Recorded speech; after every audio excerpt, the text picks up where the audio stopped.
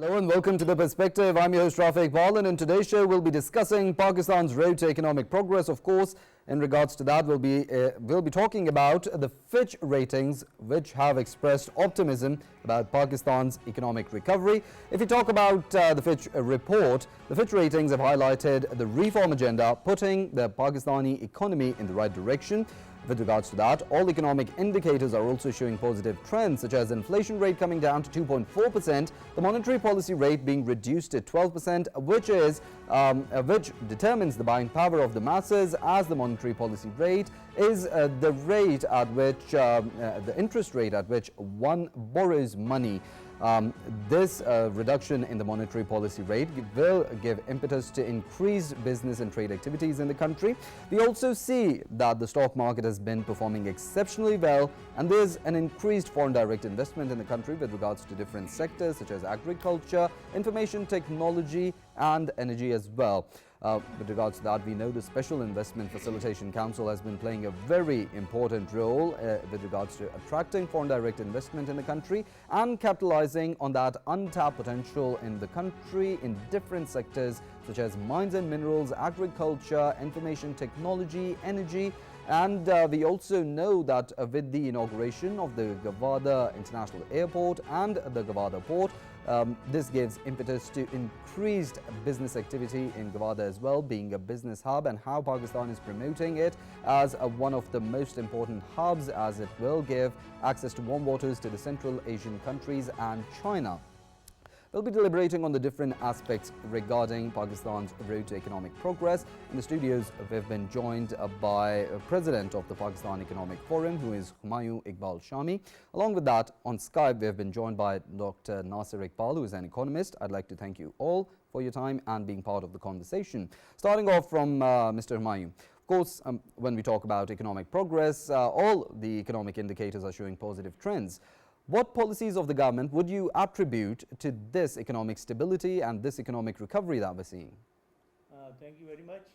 First of all, it was that Pakistan stabilized after we have gone successfully into the agreement with the IMF, which actually, though not much amount is coming from IMF, but it definitely paved the way for the other lenders, that they get confidence, and also we found some of our discipline in our economic matters. So obviously it is useful for Pakistan. So then constantly that inflation rate is coming down, and that actually was due to, because we have seen that in the last 1 year our currency was stable, and rather it revalued, and I have been saying in last year also, even 2 years before, I told that Pakistani currency is unnecessarily being devalued, and its real price is at least 100 rupees up. Now it is almost proof. So last year we saw that the interbank rate of the dollar was around 330. And now it's about 278, 279. So it is increased by about 50 rupees. So it really helped, to stabilize the inflation in this country, because our economy is basically the import-based economy, and our raw material comes and lots of other things come. So definitely, and then we purchase the electricity and gas from the companies in the dollar. So definitely it helped us. So, and then luckily we had good crops, and definitely the provincial governments had a good role in providing the water and providing the fertilizer and the seeds at the proper time. So these all things helped, to curtail the inflation, and this is because now the currency is stable and the inflation rate has gone down. So we have been able to cut the monetary rate, which at time it used to be about 23%. Now it has come to about 12%, so almost half. So it will definitely generate the pace of development of this country, because borrowing will be cheaper. So industries and business people will definitely be beneficial, and it will accelerate the process of the process of the stabilization. It is so I am expecting that this year we can we can achieve the target about 3% GDP growth, which is not a big, I won't call it a big success, but even then, when we have gone into trauma and we still are in the stabilization position, so 3% will be, I think, a good sign, because next year then we can expect a better GDP growth. Definitely. So stock exchange in the last 1 year is almost double, and when it used to be 50,000, I predicted that it will go to 150, and it has touched to 118, and now there are some elements, which are due to them it is under pressure due to several factors in the international scenario. We look at the Middle East situation and the new administration in USA. So people still are looking how good will be, how useful those policies could be for Pakistan and for particularly for our economy. So I think, but hopefully by the end of this financial year, I am expecting that it will be around 150,000. So, and but there are, in Pakistan, I think the government of Pakistan, I will suggest to the government of Pakistan that they should also play their role to stabilize the Pakistan Stock Exchange, particularly because almost 55% government stake is still in the stock exchange. It means that the share value of the government assets in the last 1 year has doubled. So it is almost, I mean, about now it's about, I think, 30. The stock exchange is now about $60 billion. So almost $30 billion is owned by the government of Pakistan. So in the last 1 year, it increased from $15 billion to 30 billion. So this is helpful, and for that I think those government agencies who constantly are investing in the property, like State Life, I know, EOBI, they mostly invest in the property, which I don't think is a very good investment right now. So they must be a player in the Pakistan Stock Exchange, so to stabilize it, so that it could not be manipulated, which is often a complaint from particularly from the small investors. Definitely, definitely. Mr. Humayun will delve into the details, but before that, I'd like comments from Dr. Nasir Iqbal as well. So, as Mr. Humayun mentioned, of course, the positive developments that we're seeing on the economic front, how crucial would you term these structural reforms coming at this time, which the Fitch ratings has also mentioned? Like, the international community is looking to Pakistan in terms of investment. So this kind of rating really helped to give a soft signal to the global community that we are on the right path. So this is the one positive thing. The second, as earlier mentioned, that there is a significant reduction in the discount rate from 22 to 12. That is also a positive move toward the business expansion. The third major component is the inflation that always remain under discussion. And as you know, there is a significant decline in the inflation from like around 40% to roughly 2 to 5% now. The last component that is really help us to stabilize the economy is the exchange rate. Over the last few months, as you know, that the exchange rate remains stable. So if I club all these four components provide a base to actually start implementation of this new Iran-Pakistan 5 years plan, because you need at least a base to make a structural reform and to also address issues related to the business, related to investment, and related to energy. Now the government have some space, also some basic indicator to show to the general people as well as the business community. Look, the Pakistan is heading toward a significant takeoff, and you all need to come with a positive mind, and you all need to come to make investment in Pakistan. We are happy to facilitate. So this is a golden opportunity for us in terms of moving toward the more stable and high economic growth. If we fail to capitalize all these positive dividend, maybe we end up then again around 2%, 3%, even less than 2% growth rate. but that would again like is not a good thing.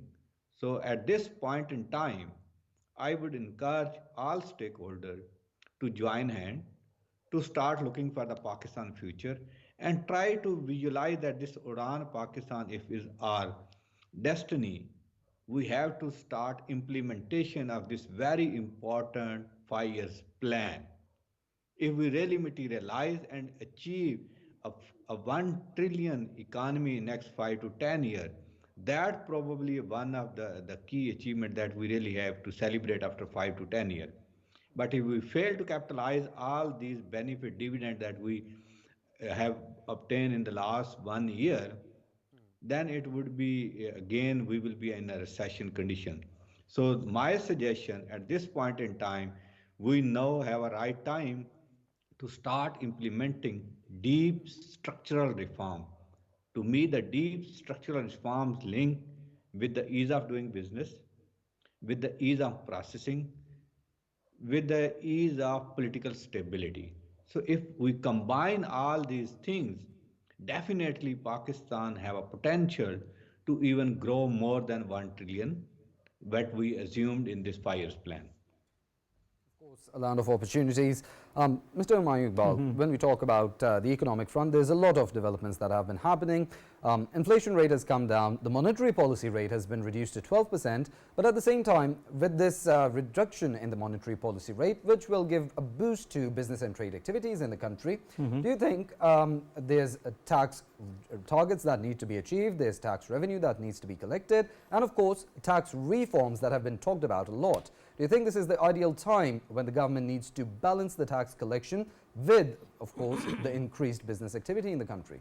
It's a very important question. First of all, I would like to say a little bit about the $1 trillion economy. You know, I think Pakistan real economy is really at now even is more than $1 trillion. But actually, unfortunately, it's not documented and very much undervalued. You know, if you look at the FBR statement, it's very much undervalued. I think it's about 200% of more than our real the documented economy. About 200% more is our undocumented, and which we call is a black economy, but it is in the system. So we have about $1 trillion, but unfortunately not documented. But anyhow, now coming to your question, the question is about the monetary, the how tax and everything. Look at this. One thing I am very clear about one thing. I have been saying several times here that reduce the tax rate, reduce the tax rate. Now our tax rate goes up to almost 49%. No businessman, can will make investment. He can never have a feasibility where he earns 100 rupees and then he pays about 50% of that into the income tax straight away or corporate tax. When he is also paying the import duty, he is also paying the sales tax, he is also paying the federal excise duty, sales tax, everything. Along with that, so this is, I think, unfair. And I am very happy that the Prime Minister, in the last speech, even today, I think I was seeing somewhere in television, 2-3 days before also he said about this, that he wants to reduce the tax rate now at least 15%.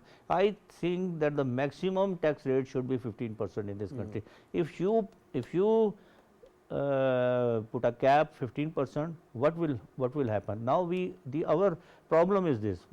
Problem is that so far about maybe not more than 10% of our population is under the cover of the taxation, and that is also, if we look at the big taxation, 90% tax comes only from about 100 big houses. You know, so rest of all, you know, they are paying very less taxes. Problem is this: the agriculture is out of tax, retail is out of the tax, smuggling is coming up. There's lots of things. People, when you have a 50% tax, then what he's going to do? What the person does, you know, he says, okay, he meets with the tax authorities, and the person says, okay, give me 10%, and you just deposit 20%, and then even then you will be saving about 20%. So, but the thing is this: if the tax rate is Lower. compare is less, 15, 16%, 17% maybe. So then nobody will go for the unfair mean. Why will you look for the unfair mean when always giving bribe to the person, and always a fear in his mind, say that he can be checked and so on. So why we are making the people criminal? So that is the way we can broaden the taxway. Our basic issue is the broaden the taxway. Broaden the taxway, is the only possible, or is the only item only possible when you reduce the tax rate in our country, and it is also discouraging the businessman, new businessman to coming up in the country, because when he looks at because in India I think it's about 18% is the maximum. Dubai almost 5, 6, 7% or more than that.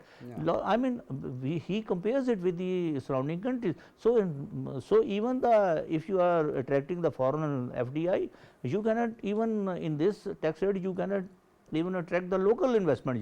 So this is, I think, and if you have a big GDP, if you have increase the business increases, obviously tax will increase automatically. So I always give one example, that instead to make the cow unhealthy, and you just by beating we try to extract more milk, instead make the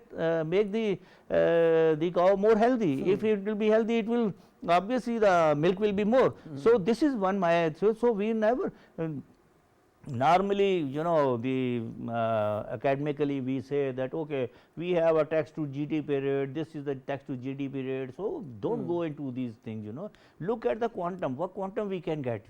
Like we have seen in the case of property, that in property we have placed more maximum taxes. What happened? That the transaction have slowed down, and what happened? That the quantum, what the money which the government was getting a year before, even that has reduced. Instead to increase, that has reduced.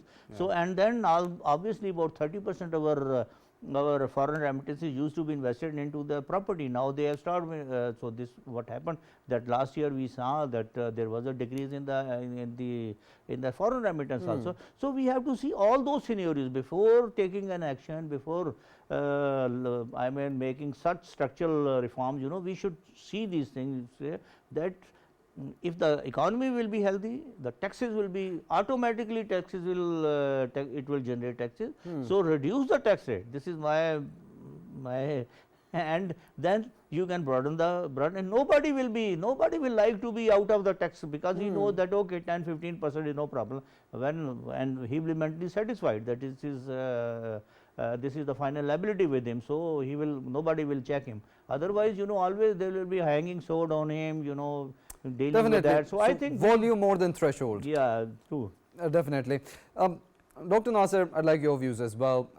When we talk about the economic situation currently, of course, balancing the subsidies, facilitating the business with, of course, balancing the tax collection. It's a task, it's a challenge, but of course, it comes at a very crucial time. What do you say about that? I think it's a very good narrative that explained by the other participant, that the tax has a dual issue. If you really want to collect tax, the easiest part for the government is just to increase the tax. So it definitely hurt the entire business. And if we look into the past one quarter, when the PBS show the progress or the growth of the different sectors, the industrial sector's growth was very low compared to the other sector, and we were lucky enough that agriculture sector was a good growth, so that contributed to that end. So yes, last year we presented a proposal to government of Pakistan that if we even reduce the taxes up to some point, we will end up with a higher tax collection. But for that, the couple of things are very important. One, we have to make a very decisive decision that everyone should be part of the tax net. So there would be a drive toward the 100% tax registration, and there should be no exemption. The second major component that we have to consider is the unwanted subsidies and unwanted like tax expenditure on the name of different issues. So we have to remove all those things. The around 5,000 billion is kind of the tax expenditure. It is one of the highest like number in a developing country like us. So we have to consider on these things. So if we go for these two things, one, rationalization of the tax rate that gives some sort of leverage to the business community and also to investor to start making a new startup, doing a new business, to making investment. And secondly, if you allow everyone to be part of this tax net, substantially it will increase the overall tax collection. On the other side, when there is no discussion on the expenditure part, we have to rationalize our expenditure as well. You know, there is a lot of unwanted government agencies working even in the capital, in the other province. So they are contributing nothing toward the productive part. So if we close all those like agencies, departments, ministries, it will substantially save a lot of amount that ultimately help to give a ease to the business community, because the ultimate revival and the survival of the country is depend on the investment, and we have to do all kind of measure where the investor would feel happy and they start making investment. So this is from the tax side, and we have to really convince. And on the business community and on the business side, I had a meeting with the Minister of Planning on the after this Udan, how we can like achieve the targets where there is a need to substantially increase the export, because export is one of the pillar. I suggested you have to make a dramatic action where I suggested if you go for a business registration with only two documents. In two documents, we only need a one CNIC and a bank account. If anybody has these two documents, allow them to register a business online, on mobile, on any app. This will give you a lot of leverage in terms of allowing people to start new business. Every individual can start a business, every individual can make investment, and this will also help you to formalize the entire economy. Even a street vendor, even a hawker can register his or her own business with these two documents. And if the informality is the main issue, let them to register their business with the SIM card, with the mobile card, with anything. So if we make that type of reforms, look at Argentina's case. It's very interesting what they did. They, like, on the one hand, they substantially reduced the government size by closing all the irrelevant ministries. On the other hand, they allow the business communities with lot of like tax holidays, tax reduction, and the incentive to do a business. So if these two elements we introduce in our economy, it will also it has a like a multiplier effect. On the one hand, it will increase your GDP. On the other hand, it will that create. The third component that we are looking for, the youth dividend. How we can materialize that youth dividend. For that, we allow our youth to register a business rather than going into a public sector for the employment. We will have to encourage them to become an entrepreneur, to become a businessman, to start their own business. For that, we have to make a very quick adjustment. I wrote an op-ed on that. If you make a one drastic change in the registration of the business, it will give you a plenty of benefit. Of course, and the SIFC was established for ease of doing business, but of course, it can be further refined. With regards to that, Mr. Humayun, in light of what Dr. Nasir had to say, the government has also talked about and also worked on and put effort into downsizing and privatization of the state-owned enterprises, the loss-making state-owned enterprises. How crucial do you think that comes at this time? Because a lot of them have only been a burden on the national exchequer recently. That's, I think, a very, very important point which you have raised, and which Dr. Sahab also told about the reduction of the expenditure, which I have been saying from very beginning, right from this on 12 June in the PTV, there was marathon transmission on budget. I said this thing, that instead to look at the increasing the tax rates and all these things, we have to cut down our expenses. Apart from this, two expenses, I will say just two more expenses, which can be done with a stroke of pen. Like that, we are spending 600 billion rupees on Benazir income support program. Yeah. Okay. 95% of the beneficiaries of the income support program are from the provinces. Why this and then under the 18th amendment the social sector has been devalued, it has been devolved to the provinces. So, why provinces are not being asked to pay for that, and why the government is federal government is taking this burden, and 600 billion rupees mean that they are they are collecting from the taxes from the general people. So, then another factor is this, that our it is also related to your question about the privatization of the 6 units, discos.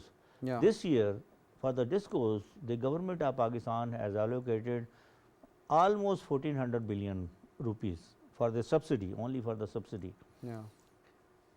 Instead to go for the privatization, which in Pakistan has lot of legal complications, a lot of legal compelling, and you see that we are in the last 20 years we could not privatize our steel mill, we could not privatize our PIA so far, So, the discos, it will take about I think 50 years to be privatized if you go in this way.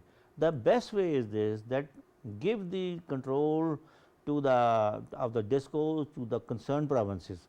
So, they will bear the subsidy whatsoever the federal government is given, and then they will not bear the subsidy, they will rather earn from here, because then the biggest factor which is hurting the discos is the theft.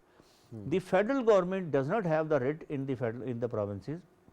The police, the revenue department, that works under the provincial government.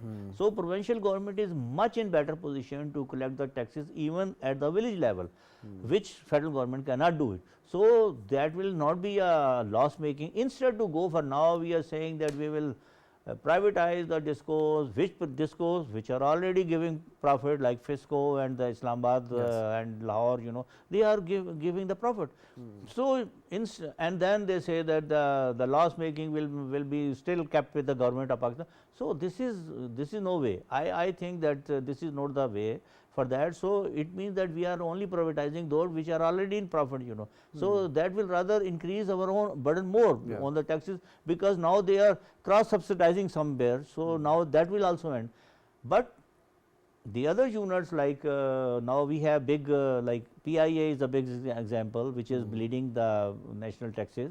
Then we have this steel mill, which is closed for the last almost 10 years, and still we are paying the salaries to the staff, which is I don't think this is a good policy. So, we have to look all these things. So, give those things which are not, which the federal government cannot run, provinces can run. Like I give you an example for that. In the 10 years, almost 10 years before, the sales tax on the services used to be collected by the FBR, and they were collecting around 8 billion rupees a year. Now, it has been handed over to the provinces, and only the Sindh province is earning about $400 billion rupees, and Punjab almost same, and the other provinces. So, it has increased because they have better access, so they have better rate on that. So, how cannot they cannot run this discourse? At least the theft will be over. When the theft will be over, obviously it will come into the profit. So, whosoever is consuming the electricity, he has to pay that, and the provincial government knows that it has to pay the amount in bulk to the federal government. So, there is no escape from there. Otherwise, then the political reasons come there, and then we are rather, so it is counterproductive. So, I think these are the ways the government has to see these ground realities, what can be done in a better way. And I have been saying it many times, I have said, and in this way you can save 2 trillion rupees in 1 year, and 2 trillion rupees, saving of 2 trillion rupees, that it will be like that if the government imposes taxes for 4 trillion rupees, because when the government imposes the new taxes for the 4 trillion rupees, almost more than 50% goes to the provinces. Here, they will save it, so almost it will be equal to the imposition of the taxes, collecting of further taxes for 4 trillion rupees. So, this is a very beneficial, but I don't know, they must consider this proposal what I have given, I have been giving for the last 8 months, Well, we hope the concerned quarters do give importance to these very insightful suggestions. Dr. Nasir, speaking about energy and of course when we talk about how this country spends buys 70% of its hydrocarbons from abroad, which in fact becomes a burden on the national exchequer and a burden on the foreign exchange reserves of the country. How important do you think energy reliance is in these times when we are looking and moving towards economic stability and economic self-reliance?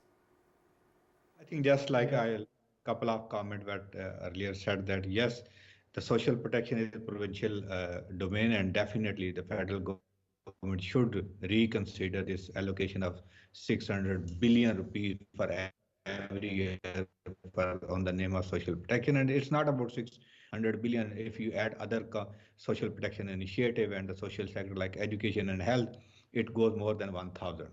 So yes, there is a substantial saving from this component. And on the privatization, yes, we have to go for innovative solution as suggested by other speaker that there are other ways to go for privatization.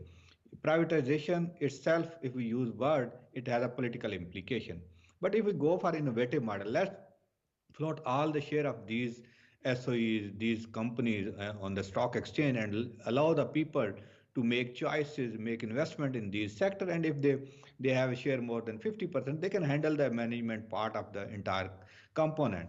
So this type of arrangement would really help to government either to avoid the political setback and also to reduce the losses that they are occurring. On the coming to the energy, the energy is the backbone for everything. If you really have to grow, you have to ensure your sustained energy.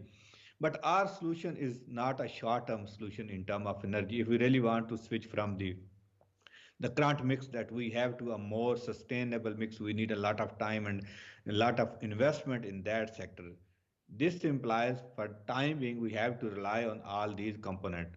The fuel is one of the major components that we import.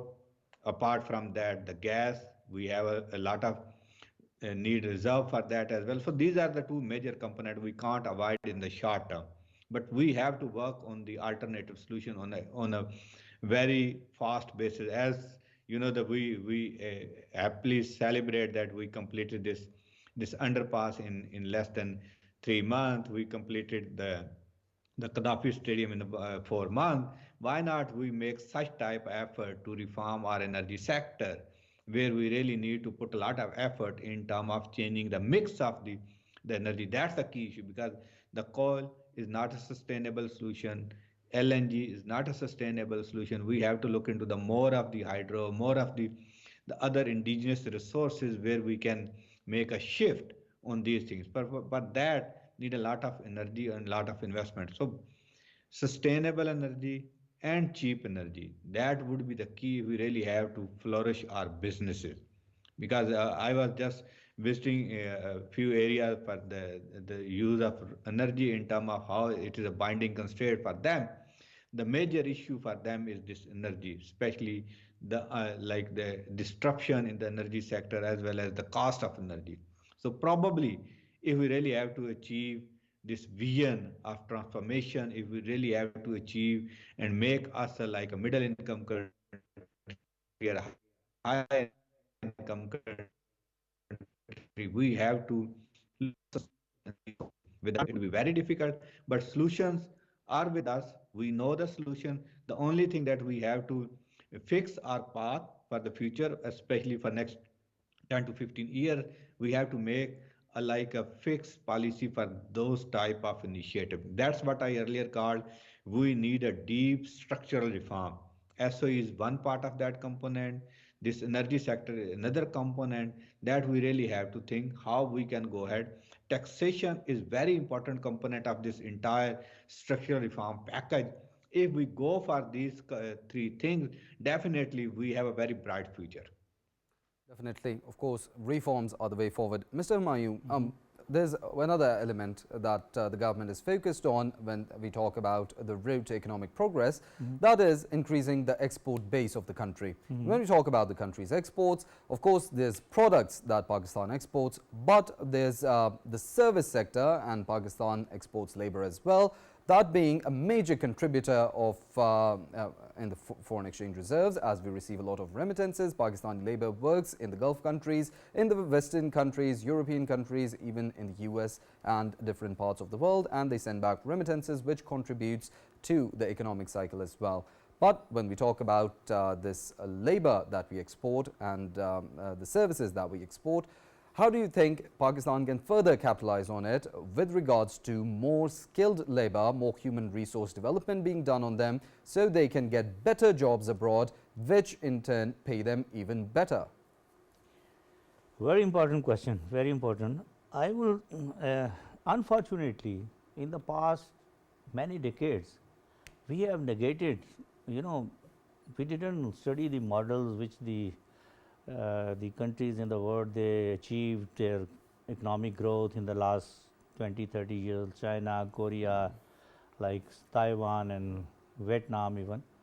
So their economy was, their economic growth was, that was led by the export increase in the export. That was an export-led economy.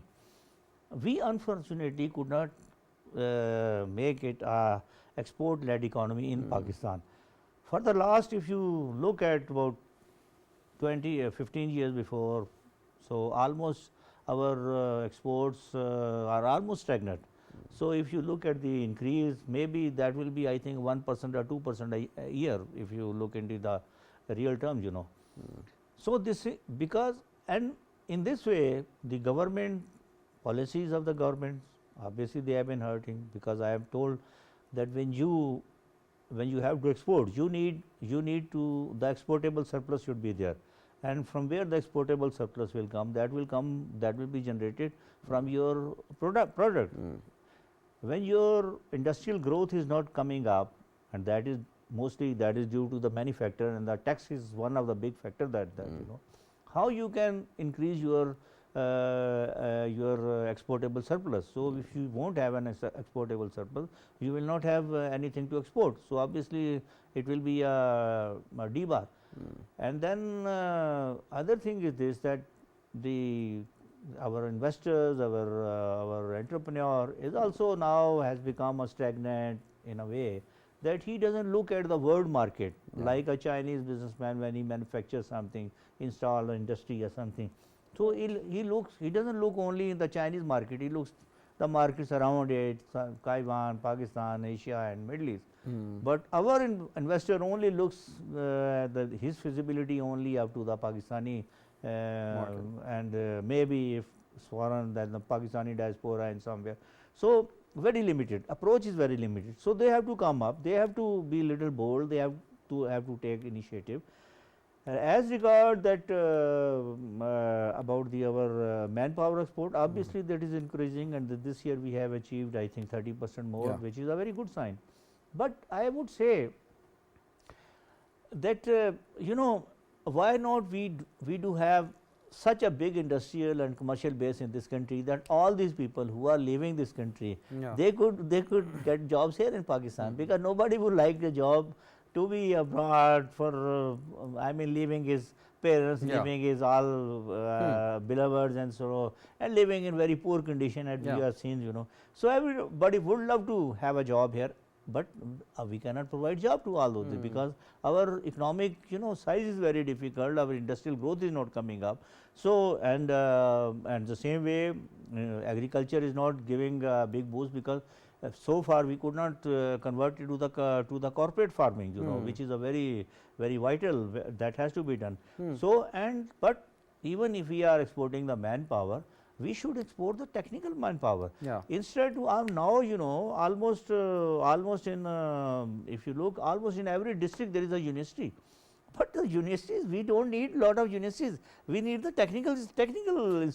Very important point that you've raised. Very important point that you've raised. Of course, developing labor, developing skills is more important in the modern age. Dr. Nasir Iqbal, your concluding remarks, and quick concluding remarks, as we're running short on time as well. Thank you so much. The export is our future, but export sector is like struggle with the political economy of the country.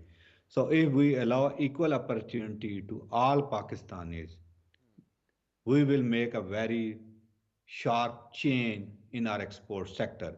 If we keep it as a political economy in the export sector, we will end up the same because there is a cartel, there is a subsidy on the name of infant industry. We have to remove all these things.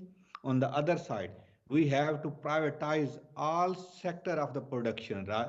Because currently a lot of sector under the government control. We have to eliminate the role of government from all major sector and allow the private sector to make investment. So this will be our solution. So one keyword that I would conclude the entire discussion, that investment only from the Pakistani people would be our future. If we allow them to make investment, we will grow and we will achieve all kind of targets. Very rightly True. said. Of course, downsizing, exports and structural reforms are the way forward, as said by both of our panelists, Mr. Humayun Iqbal Shami, President, Pakistan Economic Forum, and Dr. Nasir Iqbal, Economist. Thank you both for your time and being part of the conversation. As we were wrapping and talking about Pakistan's road to economic progress, the Fitch ratings, which have expressed optimism on Pakistan's road to economic progress. We wrap up the perspective for today. See you all same time tomorrow. Till then.